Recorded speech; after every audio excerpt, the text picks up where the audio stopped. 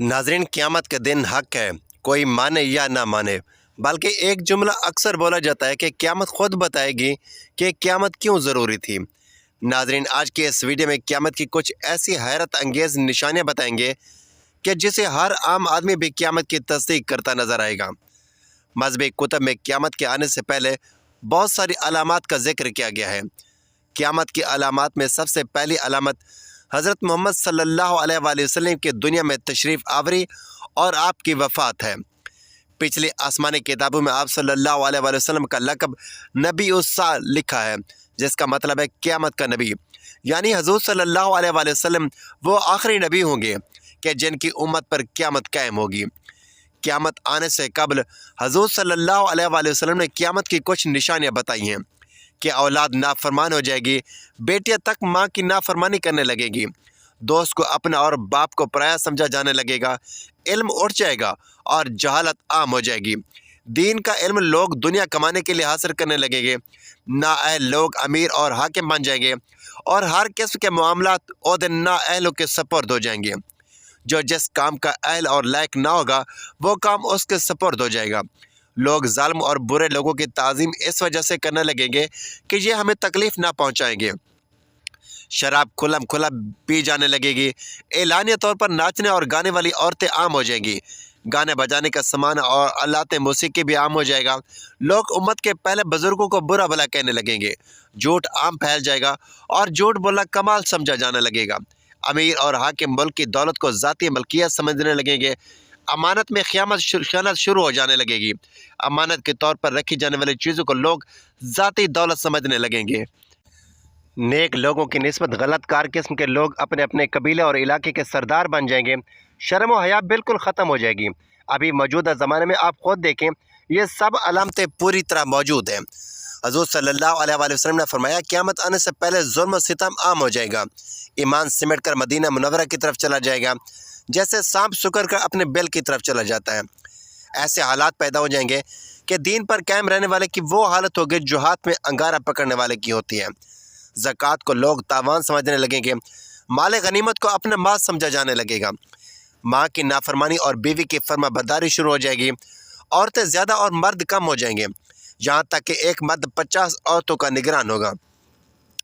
ज़िनाकारी और बरकारी आम हो जाएगी।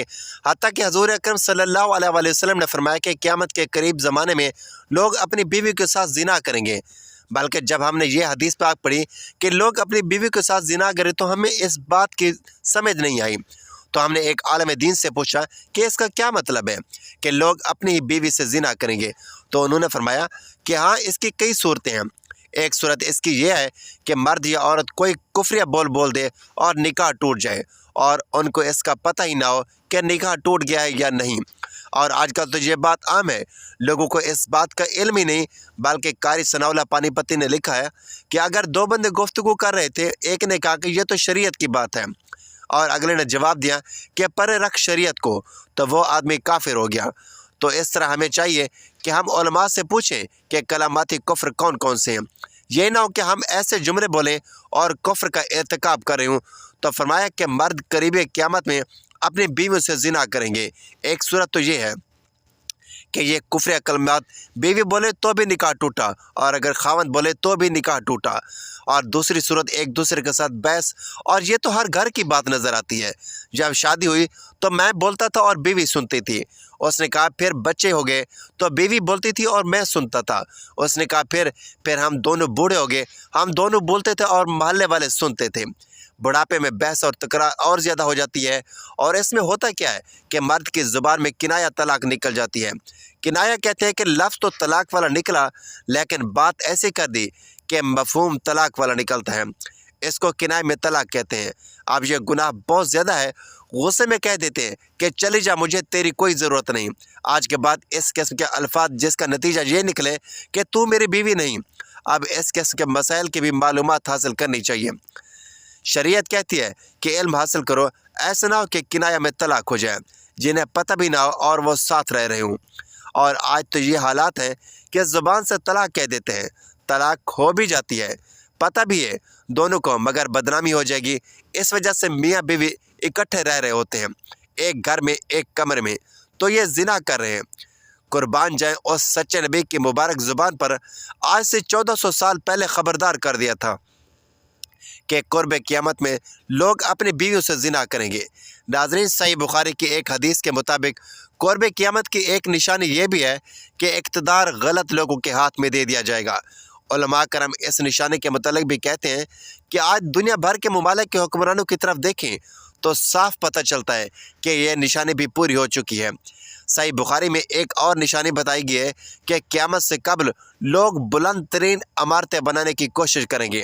آج ہم دیکھتے ہیں کہ وہی دور شروع ہو چکا ہے۔ دنیا بھر میں بلند و بالا عمارتیں کھڑی ہو چکی ہیں، اور جس ملک میں سب سے بلند ترین عمارت موجود ہو وہاں کے حکمران اور شہری اسے فخر کا سبب گردانتے ہیں۔ ان جیسے دیگر کئی نشانیوں کے متعلق بھی علماء کا کہنا ہے کہ وہ پوری ہو چکی ہیں، اور اب امام مہدی کا ظہور اور قیامت قریب تر آ چکے ہیں۔ اللہ کے رسول صلی اللہ علیہ وآلہ وسلم نے قیامت کی نشانی بتلاتے ہوئے فرمایا کہ اونٹوں اور بکری کو چرانے والے جو برہنہ بدن اور ننگے پاؤں ہوں گے وہ ایک دوسرے سے مقابلہ کرتے ہوئے لمبی لمبی عمارتیں بنوائیں گے اور فخر کریں گے۔ ریاض شہر میں عمارتوں کا یہ مقابلہ آج اپنے عروج پر پہنچ گیا ہے۔ دبئی میں برج خلیفہ کی عمارت دنیا کی سب سے اونچی عمارت بن گئی، تو ساتھ ہی شہزادہ ولید بن طلال نے جدہ میں اس سے بھی بڑی عمارت بنانے کا اعلان کر دیا ہے، جو دھڑا دھڑ بنتی چلی جا رہی ہے۔ عرب کی عمارتیں سارے جہاں سے اونچی ہو چکی ہیں۔ عرض کرنے کا مقصد صرف یہ ہے کہ پیارے رسول حضرت محمد صلی اللہ علیہ وآلہ وسلم نے جو فرمایا وہ پورا ہو چکا ہے، اور پیش گوئی پوری ہو گئی ہے، اپنے نقطہ کمال کو پہنچ چکی ہے۔ عرب کا سب سے زیادہ تیل خریداری کرنے والا امریکہ نے صدام کو ختم کر کے تیل کی زور دولت سے سیراب ملک عراق کے کنووں پر قبضہ جما لیا ہے اور لاکھوں بیرل مفت حاصل کر رہا ہے، تو پھر تیل کی گرتی مانگ نے تیل کی قیمتوں کو نچلی سطح پر پہنچا دیا، جس سے عرب ممالک کا سنہرا دور خاتمے کے قریب ہے۔ اب سوال یہ پیدا ہوتا ہے کہ اس کے بعد کیا ہوگا؟ اللہ کے رسول صلی اللہ علیہ وآلہ وسلم کی ایک اور حدیث ہے کہ قیامت سے پہلے سرزمین عرب دوبارہ سرسبز و شاداب ہو جائے گی۔ سعودی عرب اور امارات میں بارشیں شروع ہو چکی ہیں، مکہ اور جدہ میں سیلاب آ چکے ہیں۔ عرب سرزمین جیسے پہلے ہی جدید ٹیکنالوجی کا استعمال کر کے سرسبز بنانے کی کوشش کی گئی، وہ قدرتی موسم کی وجہ سے بھی سرسبز بنتی جا رہی ہے۔ سعودی عرب گندم میں پہلے ہی خود کفیل ہو چکا ہے، اب وہاں خشک پہاڑوں پر بارشوں کی وجہ سے سبزہ اگنا شروع ہو چکا ہے، پہاڑ سرسبز ہونا شروع ہو گئے ہیں۔ بارشوں کی وجہ سے آخر کار حکومت کو ڈیم بنانا ہوگا، جیسے پانی کی نہریں نکلیں گی، ہریالی ہوگی، سبزہ مزید ہوگا، فصل اگائیں گی۔ یوں یہ پیش گوئی بھی اپنی تکمیلی مراحل سے گزرنے جا رہی ہے، اور جو حضور صلی اللہ علیہ وآلہ وسلم نے فرمایا اسے ہم اپنی آنکھوں سے دیکھنے جا رہے ہیں۔ اگر احادیث میں غور کریں تو مشرق وسطیٰ کے زوال کا آغاز ملک شام سے شروع ہوا، لیکن شاید عرب حکمران یا تو یہود و نصارہ کی چال سمجھ نہ سکے یا بے رخی اختیار کی، لیکن وجہ جو بھی ہو آپ صلی اللہ علیہ وآلہ وسلم کی بتائی ہوئی علامات کو تو ظاہر ہونا ہی تھا۔ چنانچہ حدیث پاک کا ارشاد ہے، رسول اکرم صلی اللہ علیہ وآلہ وسلم نے فرمایا، جب اہل شام تباہی اور بربادی کا شکار ہو جائیں گے تو پھر تم میں سے کوئی خیر باقی نہ رہے گی۔ ناظرین یاد رکھیں، حدیث مبارکہ کی روح سے شام و اہل شام سے امت مسلمہ کا مستقبل وابستہ ہے۔ اگر ملک شام ایسے برباد ہوتا رہا تو پوری امت مسلمہ کی بھی خیر نہیں۔ ویسے تو 90% برباد ہو چکا ہے، اب جبکہ 5 سال خون ریزی میں 8 لاکھ بے گناہ بوڑھے، عورتیں اور بچے شہید ہوئے، اور لا تعداد دوسرے ملک کی سرحدوں پر زندگی کی بھیک مانگ رہے ہیں، اور اتنی ہی تعداد میں زخمی یا معذور ہو چکے ہیں۔ لہذا شام مکمل تباہی کے بعد اب نزع کی حالت میں ہے۔ اس حدیث کے حساب سے عرب ممالک کے سنہرے دور کے خاتمے کی اہم وجہ ملک شام کے موجودہ حالات ہیں۔ گویا نبی کریم صلی اللہ علیہ وآلہ وسلم کی ایک اور پیش گوئی کی علامت ظاہر ہو رہی ہے یا ہو چکی ہے۔ یاد رکھیں کہ ملک شام کے متعلق اسرائیل، روس، امریکہ جو بھی یہاں جھوٹے ہیلے بہانے بناتے ہیں، لیکن ان سب کا اصل ہدف جزیرۃ العرب ہے، کیونکہ کفار کا عقیدہ ہے کہ دجال مسیح ہے۔ اسی وجہ سے یہ لوگ دجال کے انتظامات مکمل کر رہے ہیں، جس کے لیے عرب ممالک میں عدم استحکام پیدا کرنا ہے، کیونکہ ملک شام پر یہود و نصارہ کا قبضہ کرنا چاہتے ہیں، اور یہ ہو کر رہے گا۔ حضرت امام مہدی علیہ السلام کے ظہور سے قبل چنانچہ کتاب میں ہے کہ آخری زمانے میں جب مسلمان ہر طرف سے مغلوب ہو جائیں گے، مسلسل جنگیں ہوں گی، شام میں بھی عیسائیوں کی حکومت قائم ہو جائے گی۔ اسی طرح قیامت سے متعلق ہمیں یہ خبر بھی ملتی ہے کہ قیامت سے پہلے حضور صلی اللہ علیہ وآلہ وسلم کی امت میں 30 بڑے کذاب اور دجال آئیں گے۔ ہر ایک نبوت کا دعویٰ کرے گا، حالانکہ حضور اکرم صلی اللہ علیہ وآلہ وسلم آخری نبی ہیں۔ آپ صلی اللہ علیہ وآلہ وسلم کے بعد کوئی نبی نہیں آئے گا۔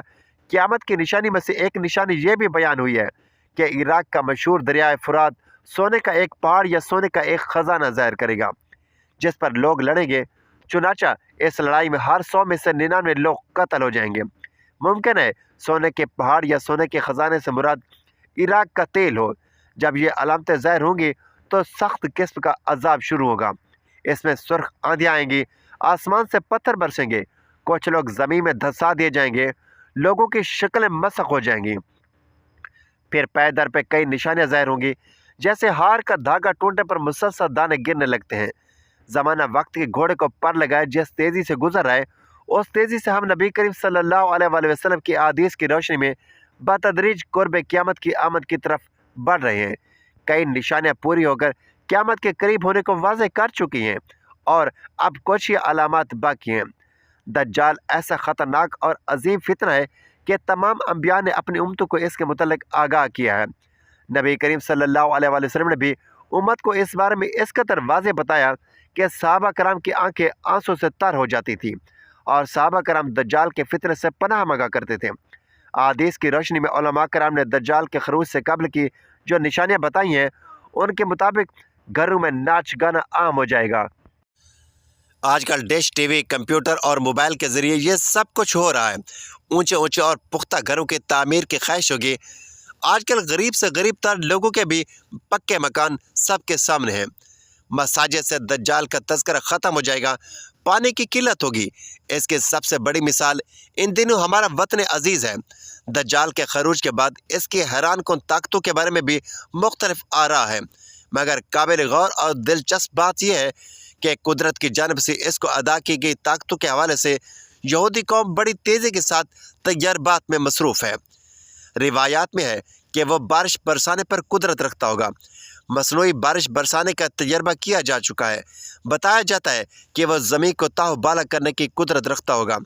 الاسکا میں لگایا گیا پروگرام ہارپ کو کون نہیں جانتا، جس کے تحت دنیا میں کہیں بھی مصنوعی طور پر زلزلے، سیلاب اور سونامی لائے جا سکتے ہیں۔ قیامت کی نشانی کے مطابق دجال کو حضرت عیسیٰ علیہ السلام فلسطین کے علاقے میں قتل کریں گے۔ یہودی اس مقام پر اپنے مسیح کو فرار کروانے کے لیے ایئرپورٹ تیار کر چکے ہیں۔ دنیا کا انتہائی تیز رفتار طیارہ موجود ہے جس پر KFIR یعنی کافر درج ہے کہ دجال کے ماتھے پر بھی کافر لکھا ہوگا۔ قیامت کی نشانی میں یہودی کو پناہ دینے والا درخت غرقت کا بھی ذکر ہے۔ آخری جنگ میں جب یہودی مسلمانوں سے چھپنے کے لیے پتھروں درختوں کی اوٹ لیں گے تو سوائے غرقت کے تمام چیزیں مسلمانوں کو اپنے پیچھے یہودی کی موجودگی کا پتہ دیں گی، اور معروف ملکی اور غیر ملکی ویب سائٹس کے مطابق یہودی غرقت کے باقات تیزی سے لگا رہے ہیں۔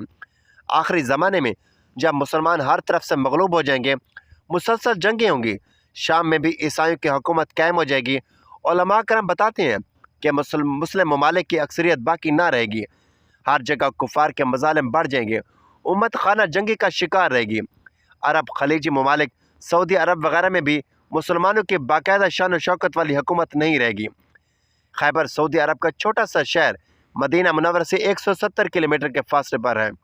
اس کے قریب تر یہود و نصارہ پہنچ جائیں گے اور اس جگہ تو ان کی حکومت قائم ہو جائے گی۔ بچے کچھ مسلمان مدینہ منورہ پہنچ جائیں گے۔ اس وقت حضرت امام مہدی مدینہ منورہ میں ہوں گے۔ دوسری طرف دریائے تبریہ بھی تیزی سے خشک ہو رہا ہے، جو کہ حضرت مہدی کے ظہور سے قبل خشک ہوگا۔ مشرق وسطیٰ کے حالات کو، خصوصاً مسلمان اور ساری دنیا کے حالات کو دیکھتے ہوئے صاف نظر آتا ہے کہ دنیا ہولناکیوں کی جانب بڑھ رہی ہے۔ فرانس میں حملوں کے بعد فرانس اور پوپ بھی عالمی جنگ کی بات کر چکے ہیں۔ اب سوال یہ پیدا ہوتا ہے کہ اس عالمی جنگ کا مرکز کون سا خطہ ہوگا؟ واضح نظر آ رہا ہے مشرق وسطیٰ متوقع ہے۔ یہاں بھی ہندوستان اور پاکستان کی بڑھتی رنجشیں اور کشمکش میں لگتا ہے کہ حالات غزوہ ہند کی طرف رخ کر رہے ہیں، کیونکہ حضرت ابو ہریرہ رضی اللہ تعالیٰ عنہ سے روایت ہے کہ رسول اکرم صلی اللہ علیہ وآلہ وسلم نے ارشاد فرمایا، میری امت کا ایک لشکر وقت آخر کے نزدیک ہند پر چڑھائی کرے گا اور اللہ اس لشکر کو فتح نصیب کرے گا، یہاں تک کہ وہ ہند کے حکمرانوں کو بیڑیوں میں جکر کر لائیں گے۔ اللہ اس لشکر کے تمام گناہ معاف کر دے گا، پھر وہ لشکر واپسی کا رخ کرے گا اور شام میں موجود عیسیٰ ابن مریم علیہ السلام کے ساتھ جا کر مل جائے گا۔ حضرت ابو ہریرہ رضی اللہ تعالیٰ عنہ نے فرمایا، اگر میں اس وقت تک زندہ رہا تو میں اپنے سب کچھ بیچ کر بھی اس لشکر کا حصہ بنوں گا، اور پھر جب اللہ ہمیں فتح نصیب کرے گا تو میں یعنی حضرت ابو ہریرہ رضی اللہ تعالیٰ عنہ جہنم کی آگ سے آزاد کراؤں گا۔ پھر جب میں شام پہنچوں گا تو عیسیٰ ابن مریم علیہ السلام کی تلاش کر کے انہیں بتاؤں گا کہ میں محمد صلی اللہ علیہ وسلم کا ساتھی رہا ہوں۔ رسول پاک صلی اللہ علیہ وسلم نے تبسم فرماتے ہوئے ارشاد فرمایا، بہت مشکل آنے والے ادوار بڑے پرفتنہ نظر آتے ہیں، اور اس کے متعلق بھی نبی کریم صلی اللہ علیہ وسلم نے فرمایا تھا کہ میری امت پر ایک دور ایسا آئے گا کہ جس میں فتنے اتنے تیزی سے آئیں گے جیسے دھاگا ٹوٹ جانے سے تسبیح کے دانے تیزی سے زمین کی طرف آتے ہیں۔ لہٰذا اپنی نسلوں کی ابھی سے تربیت اور ایمان کی فکر فرمائیے۔ موبائل کے بے جا استعمال، راتوں کو دیر تک جاگنے سے، فیشن اور یہودی انداز اپنانے سے، نمازوں کا ترک کرنے سے روکیے، ورنہ آزمائش کا مقابلہ بہت دشوار ہوگا۔ البتہ دور قیامت کا آغاز ہو چکا ہے۔ یہ تمام دور فتنہ فساد سے معمور ہے۔ جنگ و جدل اور مختلف طاقتوں کے مابین کھینچا تانی کا تسلسل رہے گا۔ حق و باطل کی محض آرائی میں خون انسانی ارزاں ہوگا۔ مسلمانوں نے اگر ہوش کے ناخن نہ لیے، دیگر مذاہب کے ماننے والے تو سب تیاری کی حالت میں ہیں۔ یہودی دجال کا انتظار کر رہے ہیں، مسیح اپنے تئیں تیار ہیں۔ جناب عیسیٰ علیہ السلام کا پھر سے ظہور ہوگا۔ عصر کا وقت ہوگا۔ دمشق کی مسجد اموا میں لوگ نماز کی تیاری میں مصروف ہوں گے، اور وہ مسجد کے مینار سے ہوتے ہوئے یوں صحن میں اتریں گے کہ دو فرشتوں کے کاندھوں پر ہاتھ لگائے ہوئے ہوں گے۔ تازہ کیے ہوئے وضو کے ساتھ پانی قطروں کی شکل میں ان کے بازو سے ٹپکے گا۔ امام مہدی علیہ السلام کی امامت میں وہ نماز ادا کریں گے۔ ان کی تدبیر میں بہت سے مسیحی لوگ مسلمانوں کے ساتھ آ ملیں گے۔ یہاں تک تو حضور صلی اللہ علیہ وسلم کے فرمائے ہوئے تمام مکاتب فکر کے مسلمانوں کا ایمان ہے۔ مگر ناظرین ذرا ٹھہریے، اللہ کے نبی آخر الزمان صلی اللہ علیہ وسلم نے تو یہ بھی فرمایا تھا کہ میرا وہ بیٹا مہدی جس کی امامت میں جناب عیسیٰ علیہ السلام جیسے بلند مرتبہ نماز عطا کرنے پر فخر کریں گے، اسی مہدی کے ظہور پر سب سے پہلے خود مسلمانوں ہی کا ایک لشکر کافر پر چڑھ دوڑے گا، جو اللہ کے حکم سے زمین بوس ہو جائے گا۔ مگر کلیجہ کٹ سا جاتا ہے یہ سن کر کہ کیا مسلمانوں کو کبھی عقل سلیم عطا ہوگی کہ نہیں، یا ہم آل رسول سے دشمنی کرتے رہیں گے۔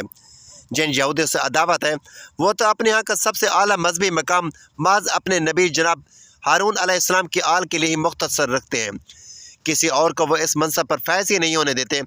تو پھر ہم مسلمانوں کو یہ شعور کیوں حاصل نہیں، جبکہ ہمارے نبی صلی اللہ علیہ وسلم کی آل پاک کو سرفرازیاں تو خود اللہ رب العزت نے عطا فرمائی ہیں۔ بد نصیبی کہ ہم اپنے رسول صلی اللہ علیہ وسلم کے فرامین سے روح گردانی کے مرتکب تو ہوتے ہی ہیں۔ اللہ رب العزت کے احکامات اور حکمتوں کے بھی عملاً انکاری ہیں۔ آپ کون ہمیں سمجھائے کہ فرامین نبی اور احکامات الہی کے سر خلاف ورزی آخر ہمیں کہیں کا نہ چھوڑے گی۔ سمجھنے کا وقت اب ہے کہ بعد عذاب پچھتاوے کی فرصت نہ ہوگی۔ فی الحال تو مختصر سی مہلت کا دور ہے، اسے غنیمت جانتے ہوئے ہمیں اپنا قبلہ درست کرنا ہی پڑے گا۔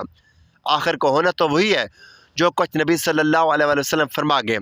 کم از کم ہم اپنے برے انجام کا حصہ نہ بننے کی معمولی سی کوشش تو کریں، بجائے اس کے کہ سرکشی کریں اور یوم آخر ٹھکرا دیے جائیں۔ خدائے رحیم و کریم کی جنتوں میں ہمارا کوئی ٹھکانہ ہی نہ ہو، مہلت ختم ہو اور کہر خداوندی کا فیصلہ ہو جائے۔ بہت دیکھ لیے تاج و تخت، بہت سجا لیے گھر، بہت بہا لیا پاک لہو، بہت دیکھ لی بربادی اور رسوائی۔ ہم کہیں رکے بھی، سوچے بھی اور کوے کی طرح کہاں اڑتے جاتے ہیں۔